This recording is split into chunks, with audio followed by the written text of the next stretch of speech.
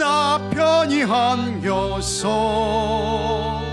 그 크신 사랑 안에 나 편히 쉬겠네.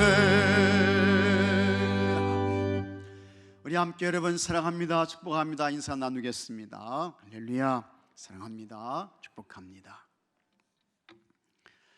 우리 예수님께서 십자가에서 죽으셨습니다. 예수님께서 3일 만에 죽음을 이기시고 부활하셨습니다. 부활하신 예수님께서 40일 동안 땅에 계셨습니다. 제자들에게 찾아오셔서 하나님 나라 천국을 말씀하셨습니다. 그리고 예수님께서 하늘로 승천하셨습니다. 사도행전 1장 9절에 그들이 보는 데 올려져 가시니 구름이 그를 가리어 보이지 않게 하더라. 예수님께서 승천하시고 열흘이 지났습니다. 우리 예수님께서 십자가 죽음을 앞에 놓고 제자들에게 고별 설교를 하실 때에 예수님께서 가셔서 또 다른 보혜사를 보내주신다고 약속하셨습니다. 또 다른 보혜사는 성령님이었습니다. 오순절날이 되었습니다. 예수님께서 약속하셨던 보혜사 성령님께서 오셨습니다. 그렇게 시작된 거룩한 공동체가 있습니다. 그것이 교회입니다. 교회는 예수님을 그리스도 주님으로 믿고 고백하는 사람들의 거룩한 모임입니다. 그런데 예수님을 그리스도 주님으로 믿어지게 하시는 분이 있으세요. 고백되게 하시는 분이 있습니다. 그분이 보혜사 성령님이신 것입니다. 성령님께서 우리로 하여금 예수님의 주님으로 믿어지게 하십니다. 성령님이 우리에게 예수님이 그리스도로 고백되게 하십니다. 그렇게 예수님을 그리스도 주님으로 믿고 고백하는 사람들의 모임이 교회인 것입니다. 예수님을 그리스도 주님으로 믿고 고백하는 사람들이 함께 모여서 예배드립니다. 예수님께서 전하셨던 복음의 말씀을 들어요. 또 예수님의 이름으로 기도합니다. 찬송하는 것입니다. 그런데 그와 같은 교회가 어디에도 있어야 할까? 가정입니다. 가정이에요. 여러분의 각 가정에 예수님을 주님으로 믿고 고백하며 예배하는 거룩한 가정교회가 세워져야 하는 줄로 믿으시기 바랍니다. 가정교회가 세워져야 돼요. 여러분, 인간의 출발은 어디서부터입니까? 가정입니다. 우리는 모두 가정에서 태어났습니다. 가정에서 자랐습니다. 가정에서 생활합니다. 그리고 우리의 마침도 가정에서 이루어집니다. 그러므로 가정을 떠난 인간은 존재하지 않습니다. 사람의 근본은 가정입니다. 우리의 시작과 끝은 가정입니다. 가정이 그렇게 중요한 것입니다. 성경을 보면 대부분의 사건과 일들이 모두 가정에서 이루어졌습니다. 하나님께서 세상의 모든 것을 창조하셨습니다. 그리고 하나님께서 창조의 마지막 6째 날에 사람을 만드셨습니다. 하나님께서 심히 좋아하셨다고 했습니다. 하나님께서 창조의 과정을 모두 마치신 후에 하나님께서 행하신 또 하나의 거룩한 창조가 있습니다. 하나님께서 가정을 만드셨습니다. 아담이 홀로 거주하는 것을 좋지 않게 보셨던 하나님께서 돕는 배필로 하와를 만드셨어요. 거기서 인류 최초의 가정이 세워졌습니다. 그것이 아담과 하와의 가정입니다. 그러나 아담과 하와가 하나님께 범죄했습니다. 타락했습니다. 죄가 인간에게 들어왔습니다. 인간이 사망의 존재가 되었습니다. 타락한 인간을 보시고 하나님께서 사람 만드신 것을 한탄하셨습니다. 하나님의 근심이 점점 더 깊어졌습니다. 하나님께서 패역한 세대를 홍수로 심판하셨습니다. 그러나 한 가정은 하나님께서 살리세요. 그것이 노아의 가정입니다. 노아는 의인이었습니다. 그는 하나님과 동행했습니다. 그러한 노아에게 하나님께서 방주를 만들라고 했습니다. 노아의 8 식구가 방주에 들어갔습니다. 하나님의 홍수 심판에서 노아의 8 식구만 구원받았습니다. 그리고 그들을 통해 온 세계의 사람들이 퍼져나갔습니다. 창세기 12장에는 하나님께서 아브라함을 부르시는 말씀이 나옵니다. 갈대아 우르에서 우상을 섬겼던 아브라함을 하나님께서 부르셨습니다. 그 가정을 통해 이삭이 태어났습니다. 이삭의 가정에서 야곱이 출생했습니다. 야곱이 12아들을 낳았습니다. 그것이 이스라엘의 12지파가 되었습니다. 그 12지파가 이스라엘 나라를 이루었습니다. 신약 성경의 첫 번째 책인 마태복음은 족보 이야기로 시작됩니다. 가정 이야기로 출발하는 거예요. 그리고 거기에 요셉의 가정이 있었습니다. 그 요셉의 가정에서 예수님이 태어나셨습니다. 그러나 예수님은 성령으로 잉태되었습니다. 처녀 마리아의 몸을 빌려서 세상에 오셨습니다. 그래서 예수님은 요셉의 아들이 아니었습니다. 어머님 마리아의 아들도 아니었습니다. 예수님은 하나님의 아들이었습니다. 그분은 구약 성경에 예언된 메시아였습니다. 온 인류를 죄와 허물에서 구원하시기 위해서 사람의 몸을 입고 오셨습니다. 때문에 그분은 메시아 구세주였습니다. 하지만 그런 예수님께서 요셉과 마리아의 가정에서 성장하셨습니다. 이렇게 보면 대부분의 성경 이야기는 모두 뭐냐? 사실은 가정 이야기예요. 그래서 성경을 제대로 이해하고 알기 위해서는 가정의 용어와 분위기를 파악해야 합니다. 우리는 여러분 하나님을 아버지라고 부릅니다. 이 아버지라는 호칭이 어디에서 왔습니까? 가정입니다. 하나님과 우리 사이를 가장 잘 표현해 주는 것이 아버지입니다. 하나님은 아버지세요. 우리는 그분의 자녀입니다. 아버지, 생각만 해도 행복합니다. 기쁜 것입니다. 또 교회 공동체 안에서 예수님 믿는 이 성도들의 관계를 우리가 뭐라고 부릅니까?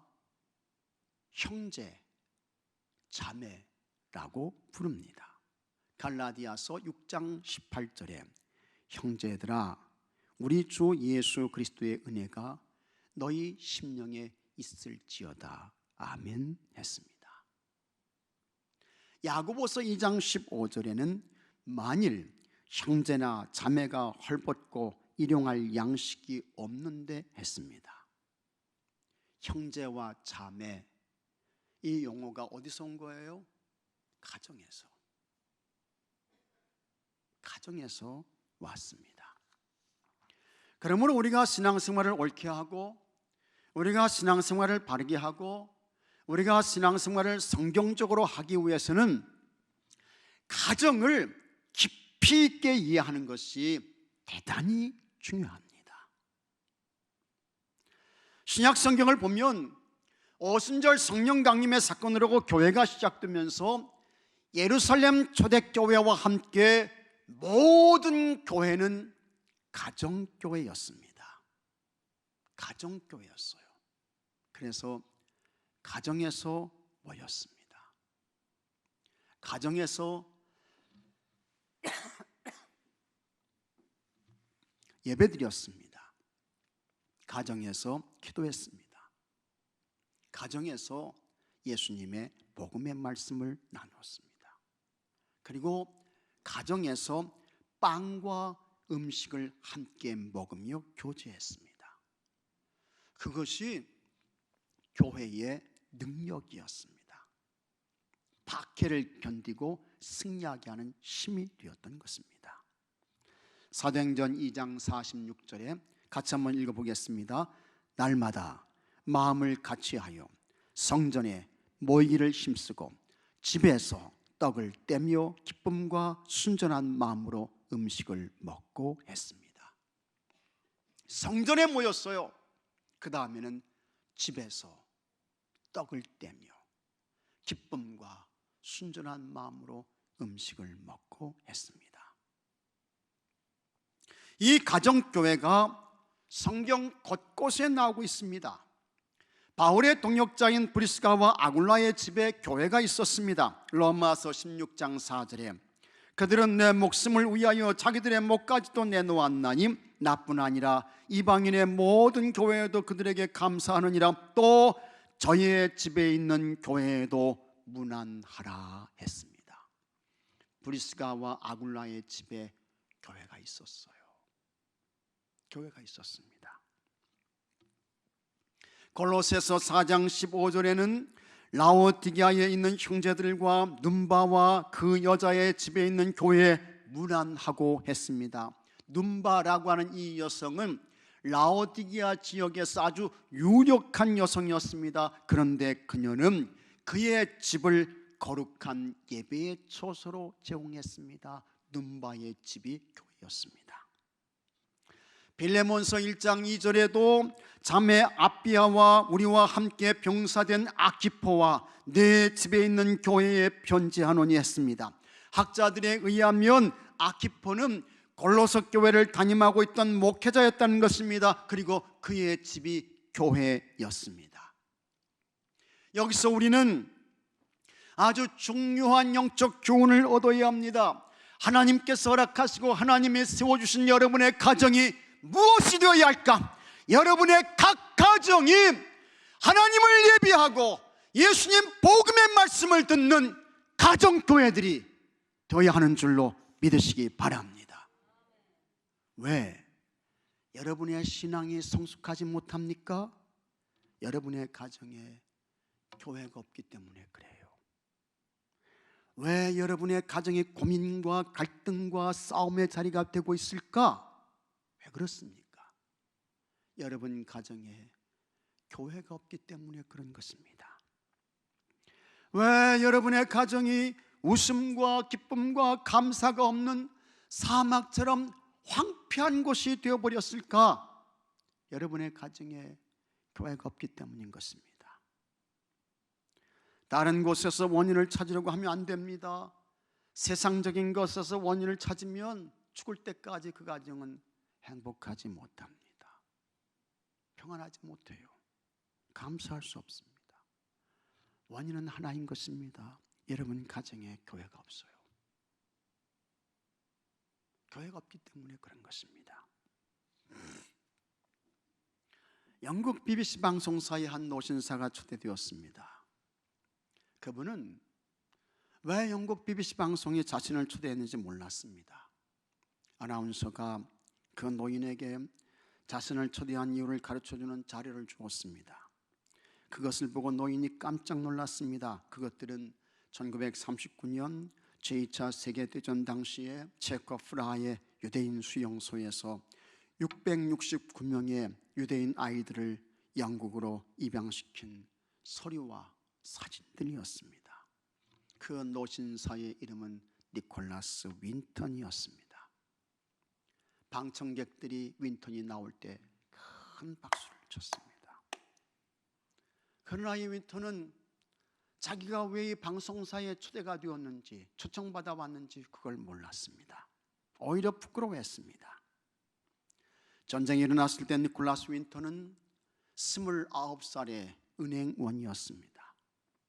그런데 독일이 전쟁을 하면서 이 악하고 못된 독일이 유대인들을 붙잡아가지고 애나 어른이나 무차별 탄압과 폭력을 행사한 것입니다. 그 모습을 보고 윈턴이 자기의 개인 재산을 팔아서 669명의 아이들을 영국으로 데려와서 그 아이들을 입양시켰습니다. 669명. 그때에 250명의 더 아이들을 250명의 그 아이들을 더 구출해낼 수 있었는데 독일이 폴란드를 침략하면서 기차가 출발하지 못했어요. 그 죄책감으로 괴로웠던 윈터는 그 일을 아무에게도 알리지 않았습니다. 그렇게 세월이 지나 50년이 지났습니다. 윈턴의 아내가 자기 집을 정리하다가 어느 날 이상한 소리를 하나 발견했습니다.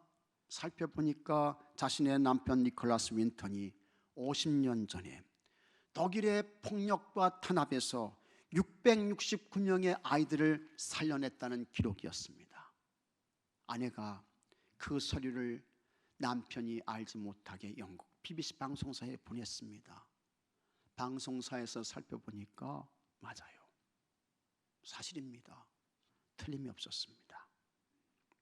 BBC 방송국에서 니콜라스 윈턴을 초청했습니다.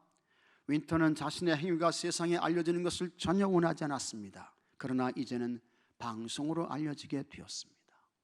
윈턴이 매우 당황했습니다. 그때에 진행을 맡은 아나운서가 방청석에 앉아있는 사람들에게 이렇게 말했습니다. 혹시 방청객 가운데 니콜라스 윈턴에 의해 50년 전에 생명을 구한 분들이 있다면 일어나 주시기 바랍니다. 그러자 순식간에 방청석에 앉아있던 사람들이 다 일어났습니다. 모두 일어났어요. 죽음의 위기에서 니콜라스 윈턴에 의해 살았던 사람들이 50년이 지난 후에 어른이 되어서 그곳에 참석했습니다. 윈턴의 눈에서 눈물이 흘렀습니다. 방청석에 있었던, 그래서 자리에 일어났던 모든 사람들도 다 울었어요. 그곳에 있던 사람들이 모두 함께 눈물을 쏟았습니다.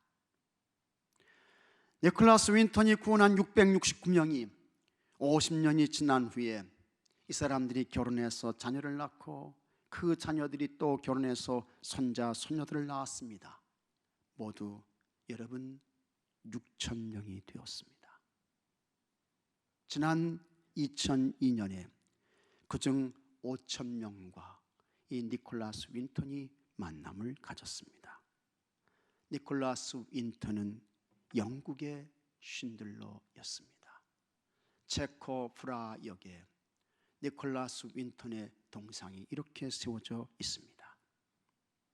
그 니콜라스 윈턴이 2005년 7월 1일 106세의 나이로 세상을 떠났습니다. 그는 생명을 구한 진정한 세상의 영웅이었습니다. 이렇게 생명을 구원한 이야기는 언제나 감동입니다. 우리에게 큰 감동을 줘요.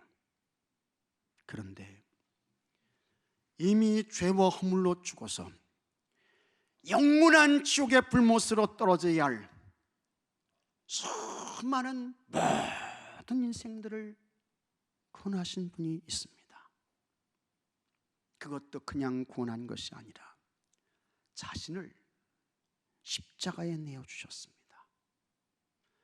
가장 큰 육체의 고통을 견디셨습니다. 온갖 부끄러움과 수치와 조롱과 멸시를 참아내셨습니다. 심지어는 하나님께 버림받으면서까지 십자가에서 내려오지 않고 끝까지 거기에 매달려 있으므로 모든 인간의 죄를 사하시고 하나님 나라 천국의 길을 활짝 열어놓으신 분이 있습니다. 그분이 우리 예수님이십니다. 그와 같은 예수님을 여러분 가정의 절대 권위자로 모셔드려야 합니다. 그러면 가정의 모든 가족들이 다 구원받아요. 다 죄사함 받습니다. 다 하나님의 자녀가 됩니다. 영원한 하나님 나라 천국에 놀라운 은혜를 받고 누리며 살 수 있습니다. 우리가 잘 아시는 대로 현대 가정에 큰 위기를 겪고 있습니다. 가정마다 문제가 있습니다. 가정마다 큰 곤경에 처해 있습니다. 가정마다 시험에 빠졌습니다. 사람들은 그와 같은 가정의 문제를 모두 세상의 문제로 보는 것입니다. 경제적 문제에서 원인을 찾습니다. 우리 가정에 돈이 없어서, 경제적으로 빈약해서, 또 성격의 문제로 정신적인 원인에서 문제의 근본을 찾고 있습니다. 그러나 여러분, 모두 아닙니다. 잘못됐어요. 가정 문제의 원인이 어디에 있을까? 그 가정에 절대적 권위자가 없는 것입니다. 절대적 권위자의 부재에 근본 원인이 있습니다. 그래서 가정들이 무너지고 있는 것입니다. 과거에는 가정에서 부모가 권위를 가지고 군림하며 자녀를 통제했습니다. 더군다나 우리는 유교적 전통이 매우 강한 나라였습니다. 그래서 그것이 그때에는 가능했습니다. 하지만 이제는 다 지나갔습니다. 부모가 권위를 가지고 군림하던 시대는 지나갔습니다. 여러분, 부모가 자녀를 때립니다. 그러면 자녀들이 스마트폰으로 찍어요. 경찰에 신고합니다. 신고가 들어가면 즉시 경찰이 출동합니다. 가서 조사받아야 돼요. 정도가 심하면 구속입니다. 재판받습니다. 자녀에게는 앞으로 10m 이내로 접근하지 못합니다. 접근하면 구속입니다. 징역입니다. 벌금 냅니다. 실형을 선고받아요. 세상이 여러분 이렇게 달라졌습니다. 더군다나 가치관에 대해서 이야기하면 부모와 자식 사이에 대화가 되지 않습니다. 세대 간의 격차가 너무 많이 나는 것입니다. 아이들은 담벼락과 이야기하는 것 같아요. 담벼락과 그런 느낌을 받아요. 부모는 그런 자녀들이 도저히 이해가 되지 않죠. 제가 진짜 내 아들이 맞나? 쟤 정말 내 딸인가? 이런 생각을 하게 되는 것입니다. 갈등의 골이 점점 더 깊어집니다. 대화가 없어지고 행복한 가정이 아니고, 죄송합니다만 여러분, 지옥 같은 가정이 되는 거예요. 이렇게 가정이 무너집니다. 끝도 없이 추락해요. 어떻게 이렇게 됐을까 생각해 보십시오. 우리 가정에 돈이 없을까? 우리 가정에 집이 없을까? 먹을 것이 없어서 그럴까? 아닙니다. 돈 있어요. 집도 있어요. 먹을 거 많아요. 그런데도 가정이 무너져요. 이유는 하나입니다. 절대적 권위를 가지신 예수님이 그 가정에 계시지 않은 거예요. 예수님이 안 계셔요.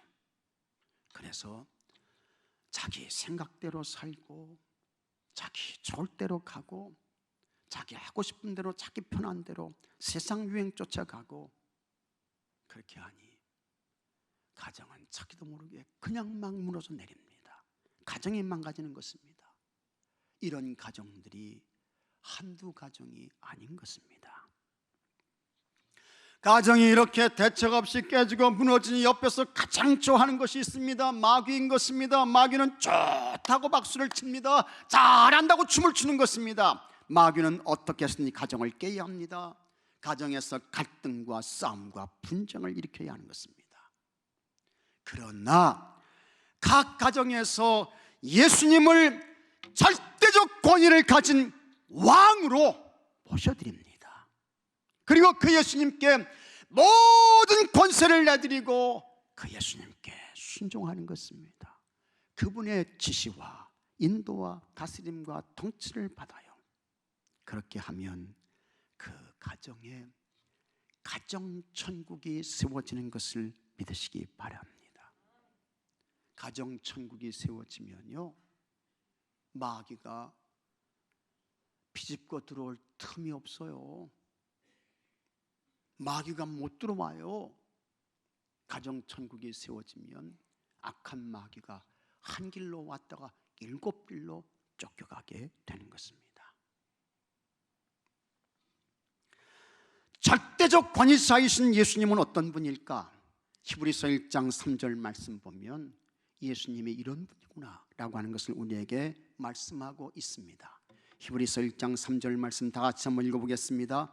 이는 하나님의 영광의 광채시요 그 본체의 형상이시라. 그의 능력의 말씀으로 만물을 붙드시며 죄를 정결하게 하는 일을 하시고 높은 곳에 계신 지극히 크신 이의 우편에 앉으셨느니라. 다 같이 아멘. 예수님이 누구세요? 예수님이 누구세요? 이 예수님은 하나님 영광의 광채시라고 했습니다. 그 예수님은 하나님 본체의 형상이라고 했습니다.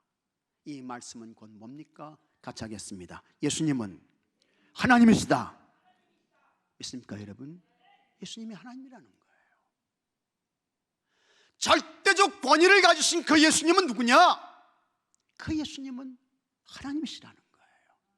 그 다음에 그분은 능력의 말씀으로 만물을 붙드신다고 했습니다. 이것은 말씀으로 세상을 창조하시고 말씀으로 세상의 모든 것을 통치하시고 지배하시는 것을 뜻하는 것입니다. 그러니까 이 말씀 역시 예수님은 하나님이시다 라고 하는 것입니다. 그러므로 절대적 권위자가 되시는 예수님은 곧 하나님이시며, 할렐루야, 예수님은 하나님이셔요. 예수님은 하나님이시며 절대적 권위자인 예수님을 가정에 모셔드린다는 것은 하나님을 모셔드리는 거예요. 그러니 그 가정에 하나님의 계심으로 인해서 영적인 질서가 바로 세워졌습니다. 안정이 있게 되는 것입니다. 또 하나님은 빛이시잖아요. 하나님은 빛이십니다. 그러니 악한 어둠의 세력들이, 흑암의 세력들이 하나님의 계심으로 인해서 다 물러가는 것입니다. 쫓겨가는 것입니다. 기쁨이 있고 평안이 있게 되는 것입니다. 또 하나님은 여러분 능력이시잖아요. 그러니 그 가정에 승리가 있습니다. 형통이 있는 것입니다. 특히 하나님은 어떤 분이냐? 같이 하겠습니다. 하나님은 평안이시다. 믿으시면 아멘 하시기 바랍니다. 하나님은 평안이세요. 그래서 하나님은 샬롬의 하나님이십니다. 여호와 샬롬, 여호와 샬롬. 평안 주시는 하나님, 평강 주시는 하나님이세요. 이스라엘 사람들이 수도 없이 그냥 외치는 말이 있죠. 만날 때마다, 볼 때마다 시간과 장소 구별하지 않고 이스라엘 사람들은 입만 열었다면 외치는 말씀이 있어요. 샬롬, 샬롬. 아침이건 낮이건 그냥 뭐 밤이건 만나는 사람마다 샬롬, 샬롬을 말합니다. 이 샬롬의 가장 간결한 사전적 의미는 평화입니다. 평강입니다.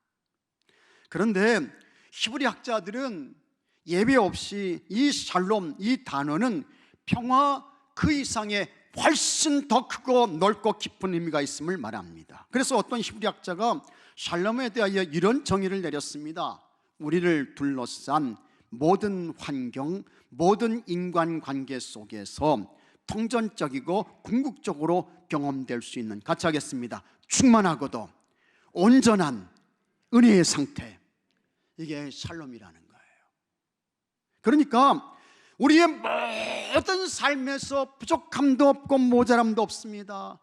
평안한 것입니다. 좋은 것입니다. 질서가 있습니다. 이렇게 완전하고 충만하며 부족함도 없고 모자람도 없는 이 샬롬이 과연 어디서 올까? 예수님을 절대적 권위자로 모셔드린 가정에 하나님께서 여러분 주시는 줄로 믿으시기 바랍니다. 하나님이 주셔야 돼요.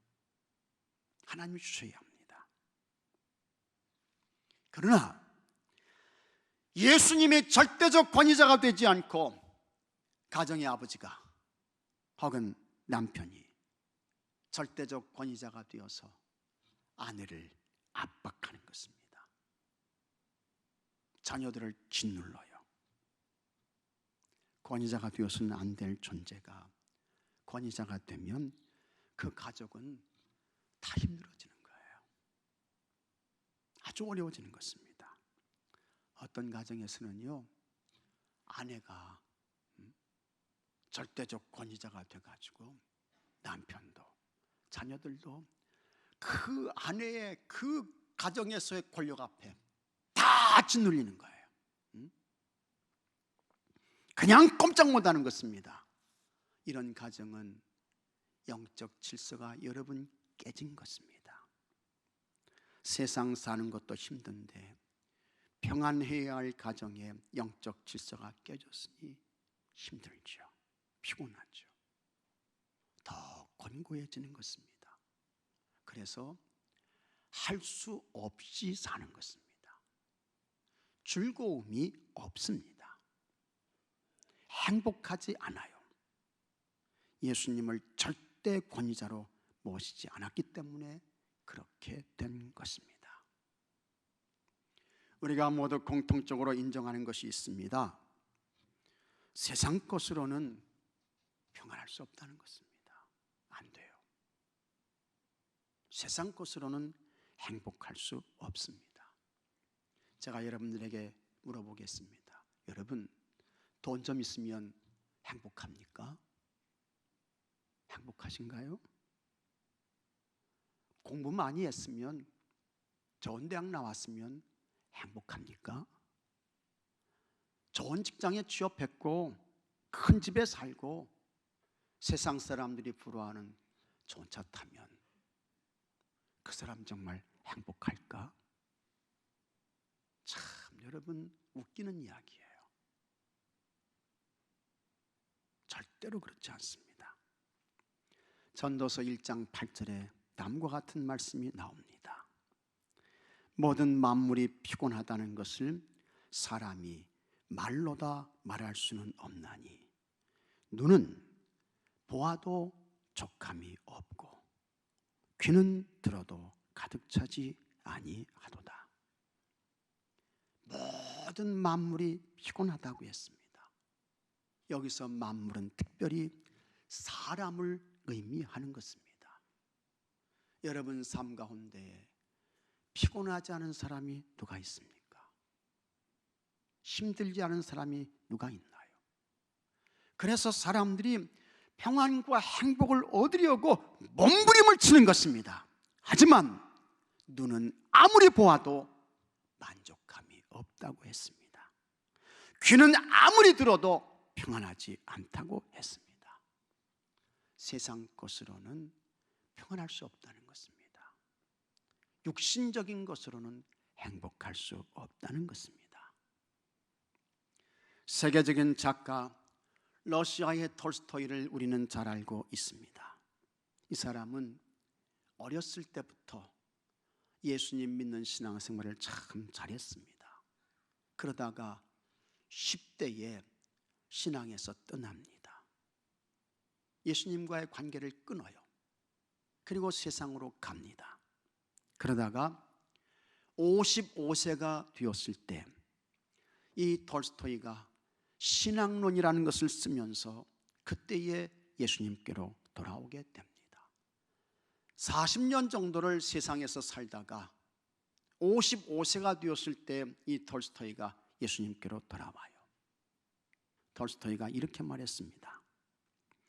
나의 지난 55년간 살아오는 동안 내 인생 최초의 15년의 소년기를 제외하고는 안식을 경험하지 못했다. 안식을 알지 못하고 살아왔다.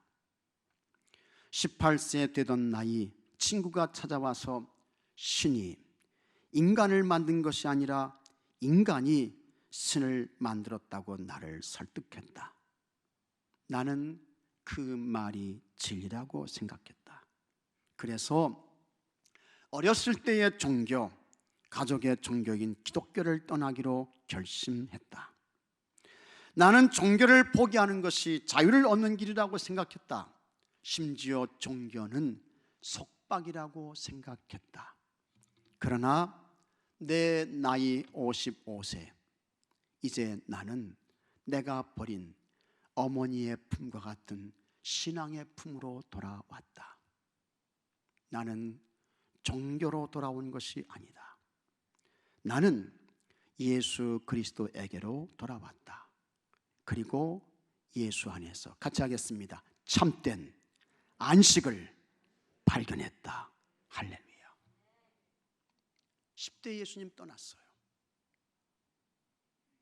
40몇 년 동안 세상에 살았습니다. 그러나 그는 예수님 떠나서 세상에 살 때에 한 번도 그에게 안식은 없었다는 것입니다. 평안을 누리지 못했다는 것입니다. 그러나 55세가 되었을 때 그는 종교가 아닌 예수님 품으로 돌아왔습니다. 그 예수님 안에서 참된 안식을, 행복과 평안을 비로소 다시 찾을 수 있었다는 것입니다. 참 귀한 말이죠. 정말 옳은 이야기예요. 여러분의 가정이 오직 예수님을 절대적 권위자로 모셔드려서 그 예수님으로 참된 평안을 얻으시고 예수님께서 주시는 행복을 마음껏 누리며 사는 모든 가정, 모든 성도들이 되시기를 주의 이름으로 축복합니다. 다 같이 기도합시다. 주님 감사합니다. 우리에게 가정을 허락해 주셨습니다. 우리 각 가정이 오직 예수님을 절대적 권위자로 모셔드리게 하여 주옵소서. 예수님께서 안식을 주십니다. 평강을 주십니다. 행복을 주십니다. 예수님께서 기쁨을 주십니다. 예수님께서 소망을 주시는 줄로 믿습니다. 각 가정이 오직 예수님을 가정의 절대적 권위자로 잘 모셔드려서 그 예수님께서 주시는 행복과 평안과 기쁨과 감사를 마음껏 누리며 사는 가정 되게 하시고 가족들 되게 하여 주시옵소서. 우리 주 예수 그리스도 이름으로 기도하옵나이다. 아멘.